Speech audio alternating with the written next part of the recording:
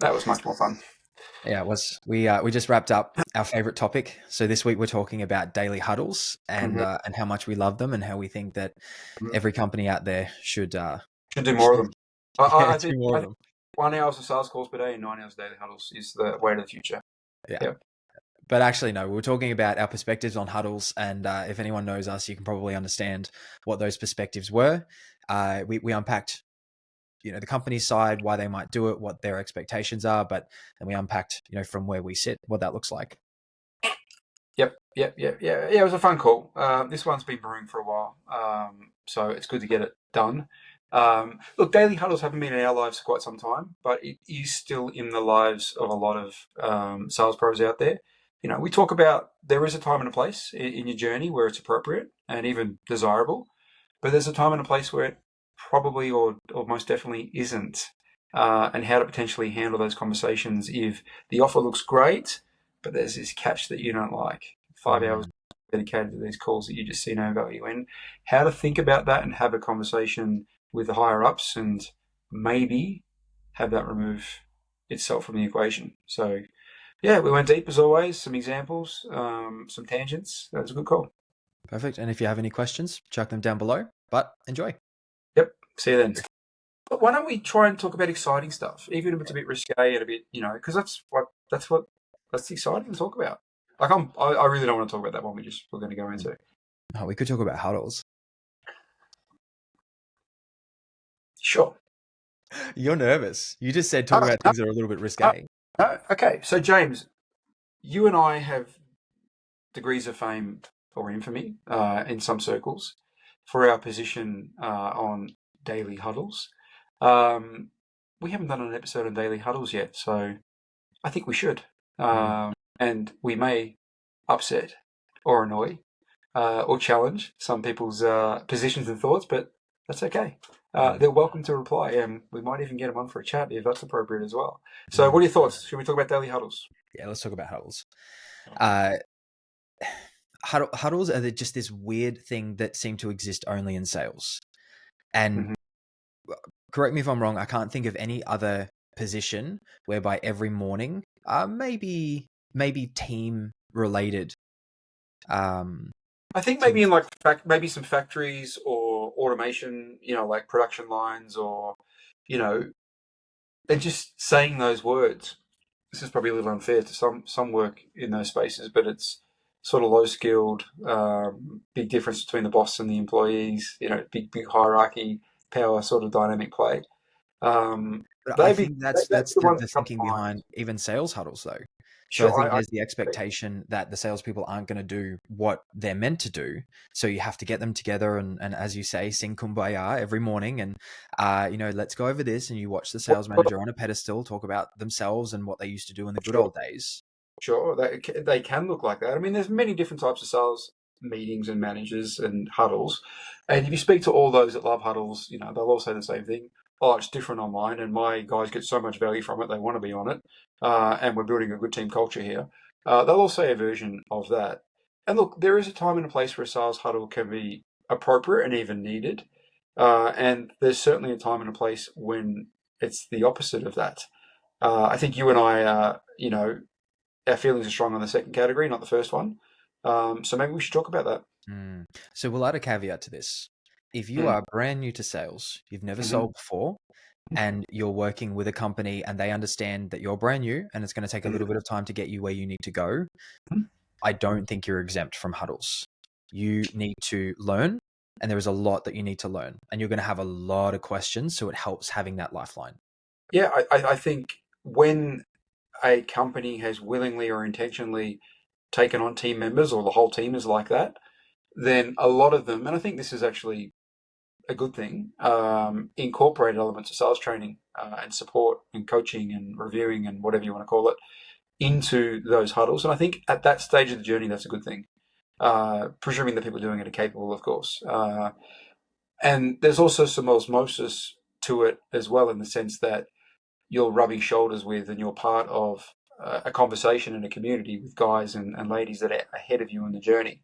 And you can learn from them and you can be inspired by them and you can have energy come from that and generate ideas. And maybe even form quasi mentorship dynamics on the back of that. So, those at that stage of the journey, I don't think you'll get any arguments from us that it's a good thing.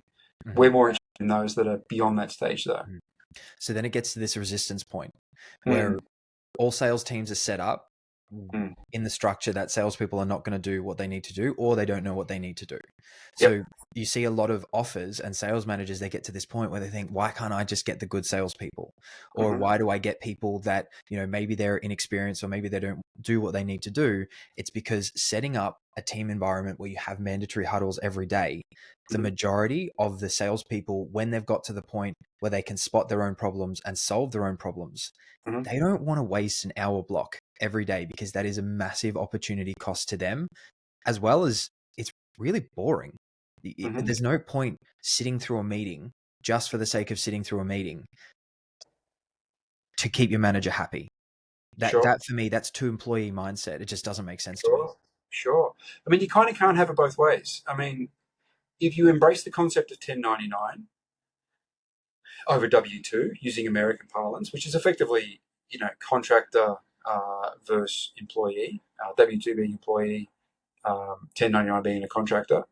If you embrace the 1099 contractor, philosophy in terms of how you build your team, you have to understand that attracts a certain type of person. It attracts a certain type of person who probably, intentionally or on some level has rejected the whole dynamic of employee-employer, setup, and is attracted to that which comes from being a contractor. I'm running a business. I see myself as a business. I control my calendar. You are my client, not my employee. It becomes that dynamic. So there's a lack of congruence. It's square peg round hole when you try and bring those two worlds together. And then there's a bunch of other issues as well, which we can talk about. But that's the start point. Like on a philosophical level, on an identity level, it doesn't work. It doesn't square off. If you want W2s, if you want employees, if you want good little boys, no worries at all. Set it up that way. And then you can have 3-hour daily huddles if you want. You're paying them by the hour. So whatever, that's the deal. But you can't have it both ways. You can't ask for an hour of unpaid free time daily for a capable, self-motivated contractor with options and expect it to go well, at least for people with a high degree of self-awareness and self-worth and options. Now, you may attract people that aren't that, but that's essentially what you're setting yourself up for.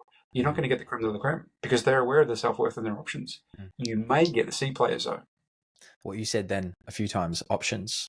The legitimate people that can step in and any offer and just make it work, they have options, they have choices. And every day they're presented with an offer where they can earn just as much without losing an hour per day. And everything I did, or everything that both of us did, we entered this world that was basically our anti-vision. We wanted to live life on our terms. And we hit a point a long time, even before we came into remote sales, where huddles were just, what are we doing? We haven't got anything from this. We're humoring the person. But it's actually quite funny.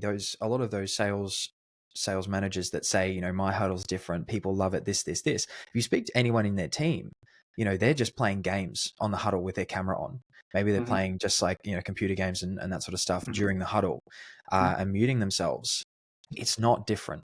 So if you want to attract the right type of person, huddles is just a massive no for those kind of people, because they can just choose something else that doesn't have that. 100%. If you're content with C graders or up and comers, no problems at all. You'll get them. But if you want the true A players, you simply won't. And if you had a team full of true A players, for that 1 hour a day, would you want to have that resource deployed on this meaningless call, or would you want them trying to sell you leads? I mean, it's pretty obvious the answer. So we do an opportunity cost on that. All right. So if we do a quick calculation, so say, for example, you have a 20K offer. So per week, there's 5 hours. And for low numbers, let's say your team is closing. That's a long an hour. Do we want to make it half an hour to make it a bit more? Doesn't matter. You still lose an hour block of prime time. So even a 5-minute meeting blocks out an hour call that you could be taking. That's the way that I view it. Okay. All right. We'll go with your model for the sake of the example. Yep. If you lose that 1 hour block, that's 5 hours per week. Mm-hmm. And if they're closing at 40%, that is 2 sales. So $40,000 per week revenue for the company. And then there's $4,000 for the salesperson. Times 4 in a month, or 4.33. Yep. Let's just call it 50. That's the logic. That's the way that I view it. And the majority of huddles are at prime time when you can actually be speaking with prospects at the start of the day. I'm not prepared to give up that opportunity cost, but then there's the other side of it. I don't want to sit through huddles. I gain nothing from them. That's the thing. Like, we talked about needs and wants on an earlier podcast. I don't need it in the sense that, because you think about it, there can be many motivations for why there's a daily huddle. One can be information deployment. But most offers are not that dynamic that we need an hour of your attention each day to talk about all the radical changes in our company today. Really, who's on an offer that radical, that dynamic? Like, I've never been on one that's that dynamic. So that's out the window. Secondly, if you're an A grader, there's a reasonable chance the sales manager on the role that you're on is actually not even better than you. So who are they to critique your calls? And what are you going to learn from them? We've both been in that situation before. So there's no training component. Mm-hmm. And thirdly, I don't need 𝗠𝗶𝗰𝗵𝗵𝗲 and team building. I'm a contractor gun for hire who's intentionally chosen this line of work and built myself up to this level exactly so I don't have to do this sort of stuff. So there's no need and there's no want. On a practical level, it doesn't appeal to me. On an economic level, it doesn't appeal to me. On an identity level, it doesn't appeal to me. So it's really, really easy. I don't go on roles where it's a requirement. Now, I've been on roles before where it's been stipulated at the start that, daily huddle. I've either negotiated out of that, and I know you've done the same, pre-call, using the exact same skill set I use on a sales call, and actually then make them aware of it during that process. But that's another story. That might be worth a tangent. We'll come back to that maybe. We will come back to that. Or I politely decline and move on to something that meets my criteria. I have a criteria too. Now, you have one too, and that's fine. If our criteria can align, we do it. If they don't, one party either moves or both parties move, or we walk away and part as friends. But back to what you said earlier about options. When you have options, when you have abundance, when you're fearless, you don't have to accept it. And as such, you don't. So one thing you said earlier that we didn't quite unpack is one of the arguments for huddles is mm-hmm. that it builds team culture, and that mm-hmm. way you can collectively troubleshoot. Mm-hmm. Now, I've been in offers with a bunch of genuinely very high level people, worked in those companies. And mm-hmm. what actually happens, we don't have huddles because everyone is at a certain level, and because of the way they set it up, right? They had really skilled closers that can earn a ton of money and they can operate the way they need to. Mm-hmm. And then they have one team support person. As mm-hmm. not a sales manager, they have basically an admin support person who understands all of the systems, and you just text them, hey, I need this, I need this, I need this. But what happens there, and this is where it kind of flips that idea on its head. If I had a problem or I didn't know something, I would chuck that in the Slack, or I would call one of the other salespeople and say, hey, what did you do here? Or I came up against this. Do you know what happened there? So that community and that troubleshooting element of it, that's still there because everybody is at a certain level where they understand what's going on and they can share it. Sure. And the culture is better than the ones where you're forced. And that's not even to because talk about the momentum you lose in your day by sitting there for an hour doing nothing. Because it's a culture of collaboration via choice and of value, as opposed to obligation, lack of choice, and low to no value, to negative value. So that's the fundamental difference. I mean, you and I have been on the same sales team on two or three offers, if you include the fitness stuff, I believe. And we had our own version of a daily huddle, but we chose to do it, and we did it ad hoc as was needed. And we collaborated, or we supported, or we challenged, or we whatever was necessary. But it was all chosen off our own doing because it appealed to our self-interest. And that's the bottom line. The daily huddle for a skilled player who's 1099 doesn't appeal to your self-interest. And if you are skilled and have options and a 1099, you have the right to pursue your self-interest. That's how I see it. Yep, exactly. Now, our tangent, we were talking about negotiating out of huddles. Either, I think we'll do two. We'll do one before you start, which is the much easier option, and then after you start. Yep. Yeah, so Do you want to role play it, or what do you want to talk about it, or what do you want to do? No, we'll just talk about it. I have a pretty easy system that I use. Okay, well, you're more systematic than I am, so let's start with your system. Yeah.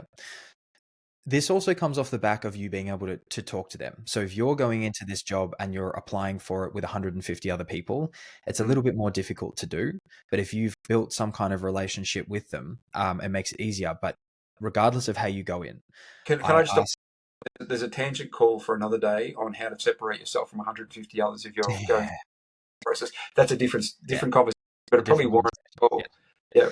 So what I do is I ask them what a typical day looks like, or expectation standards, anything like that, Yep. and that's usually when they'll bring it up. And Yep. then when they say that they've got a huddle, I'll just say, no worries. What's the reason that you have the huddle? What are you Yep. hoping to get out of it? Yep. And what are the expectations, everything like that. Yep. And then I'll never tell them they're wrong, but I'll Yep. just say, look, I understand, from your perspective why, but Yep. from my side, daily huddles, they just don't make sense. The Yep. opportunity cost for me is far too high. Yep. Reason being, and I said I'll map out a little bit of the maths. Yep. But also, as you can understand, I work with multiple accounts. And Yep. if I was doing a huddle every day, 2 to 3, there's 5 to 15 hours per week of my time that's gone for something Yep. that doesn't really give me anything. And I just say, look, if that's a deal breaker for you, no worries at all. I completely understand, and I'm happy to part here as friends. But if you understand where I'm coming from and you want to unpack that a little bit further, let's do it. And nearly every time, like 1 out of 10, they'll say, no, absolute deal breaker. I say, perfect. We've already not deselected, disqualified one another. But most of the time they'll say, oh, so what do you do instead of huddles? I do this. But how do you know to stay on top of it? I am doing this for a career. And we have that conversation, and usually at the end of it, because it's just the expected thing, salespeople have huddles. They're just, oh, well, why are we having huddles? Can we reduce it down? And I've been able to successfully negotiate out of huddles with every offer. Similar. I probably do a little bit less justifying and explaining at that initial step where you're saying that you won't do it, but conceptually it's very, very, very similar. Same thing. I firstly look to clarify and understand, like, what is the daily huddle? How often is it? What's the purpose and motive here? And then from that, assess that, and maybe there was an unbelievably compelling reason given, and I'm like, okay, maybe I'll make an exception here, maybe. So far, no, but maybe. And then B, if I definitely don't like the sound of it, then I test the resolve on, is it a like to have or a need to have? And then we explore if they're open to the idea of me not doing it. And if they are, we keep moving forward. And if they're not, and we can't move that, then like you said, it's the moment we part as friends. But yeah, conceptually, I'm doing the same thing, more or less. Yep. And I've had times where it's been a no, we've parted as friends. I've had times where I've started roles and it went away. In my experience, they're generally driven by sales managers, not offer owners.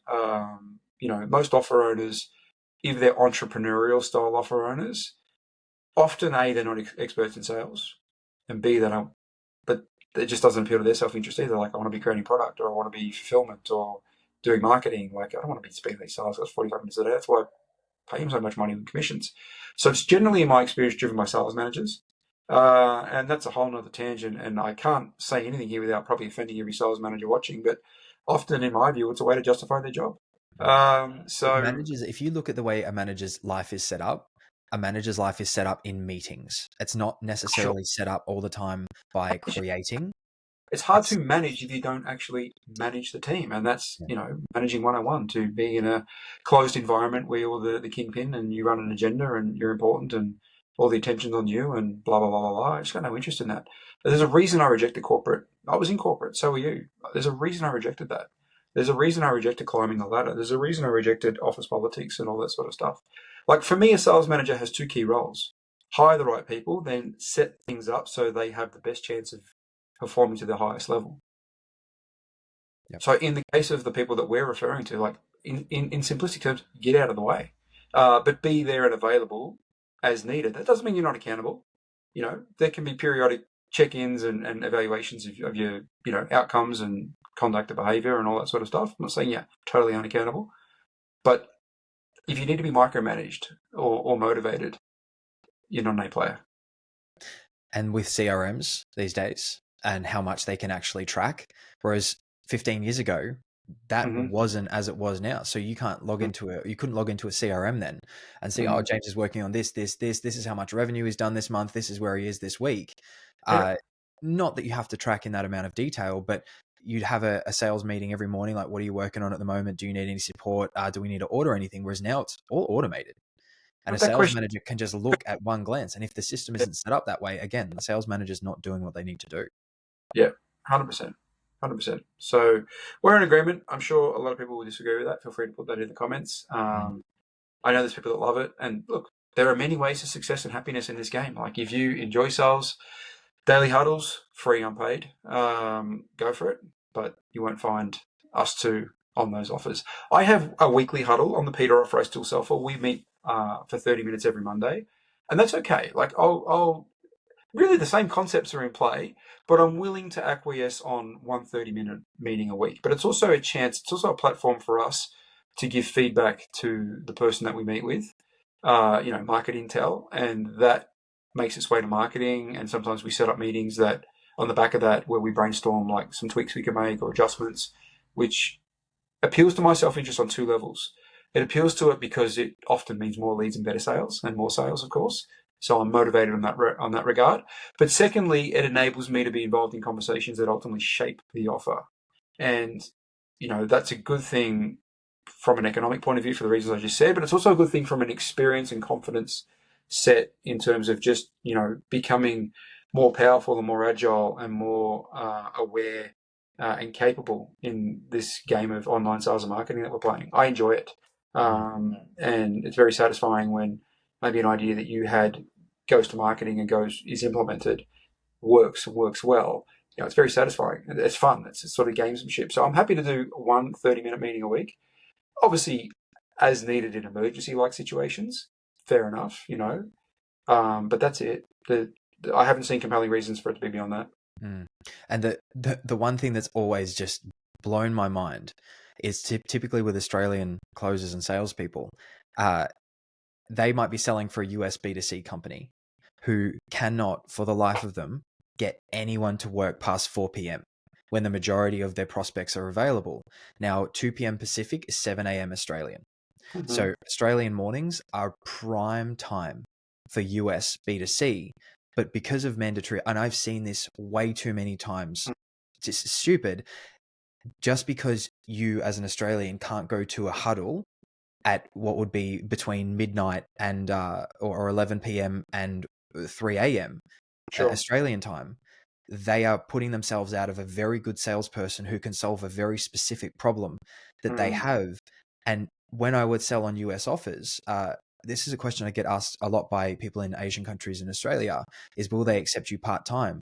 Yes, if the company has half a brain and they actually want to be successful and they understand that there's a very real problem they have that you solve, yes, they will take you on. But again, I see some companies that are struggling and they can't sell. And what's wild is that the US salespeople might be on the same offers from 8 a.m. until 5 p.m.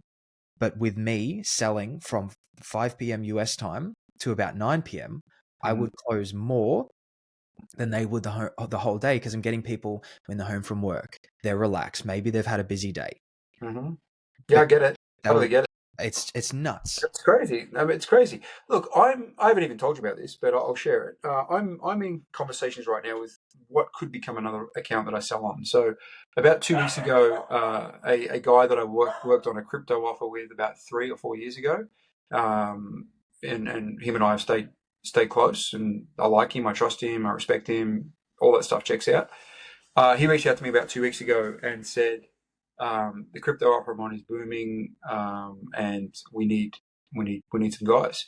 So we set up a meeting last week, and we had that, him and I. He's the sales manager. He's charged with building this team out, and he gave me the brief, and it does include daily huddles. And in this exception, it's the order comes from the offer owner, not from him. And I basically said to him after I heard him out, I said, listen, there's 2 ways I can help you. I said, if the daily huddles, because he'd already said they're not negotiable, and that doesn't come from him, it comes from above. And I said, there's 2 ways I can help you here. I said, if the daily huddles are not negotiable, and you only will take full-timers on. I said, that's fine. I said, I can help you get some people. So I really trust this guy and trust the offer. I said, but the people I'll bring you will be B graders and up-and-comers. I said, so just give me the word and I'll make the introduction. I said, but if on the flip side, you want my A graders, which might even include me, because my Peter offer is about to, switch off for the off season, and I'm open to the idea of maybe doing 2 hours a day of it. Okay, if you want my A graders, you'll have to acquiesce on the mandatory daily huddles and full time. So I'll leave the decision with you. Do you want my A graders or your B graders? I appeal to his self-interest. And I presented a contrast. And when I framed it that way, he obviously wants the A graders. And he's like, let me go and do all I can to have the offer and reconsider his position. I want the A graders. So I appealed to his self-interest. I provided contrast and I gave him choice. And I didn't get upset about the daily huddles and I didn't slag him off like we've done a little bit in this call. I was just like, hey, your offer, your journey. Like, I'll help you either way. You just get clear on what you're looking for and what your requirements are, and then I'll send you the right people. So that was an interesting way that played out as well. That conversation's still in flux. So I don't know whether the A graders or the B graders are going there. B graders will be A graders, but at the moment they're up and comers, Bs and Cs. But that was an interesting, real life test case of when you appeal to self-interest and provide contrast, you can start to move people's positions. Mm-hmm. So I had this conversation a couple of days ago. So a guy sent me an email and he said, I'm not sure how to go about this, but I've started a new offer. I love it, but the huddles just suck. They're just pulling teeth to sit through and I don't gain anything. And all I want to do is go away, work and make calls, but I can't seem to do it. Mm-hmm. So I sent him through a voice note and walked him through how to have the conversation about it, what their expectations are, why they're looking for it, and basically a talk track to say, and all gravy. He's fine out of the huddles, it seems. And they understand that, again, it's in their best interest to let someone that wants to go out there and sell and is gaining nothing from the huddles, other than just losing time and momentum in the day, let him go out and sell. Now, if he goes and does that and then he's not getting the results and everything like that, obviously that's a different conversation. But they hired a good salesperson for a result. Let them do what they came here to do. Mm-hmm. Yeah. We're in agreement, James. Mm-hmm. There's no agreement here, so there'll be no name calling or chest beating or dehumanizing of the other party. We are in agreement. Perfect. Not that we would do that if we disagreed anyway. We don't. All right, let's leave it here. This was a good one. All right, good chat. We'll see you next week. See you then.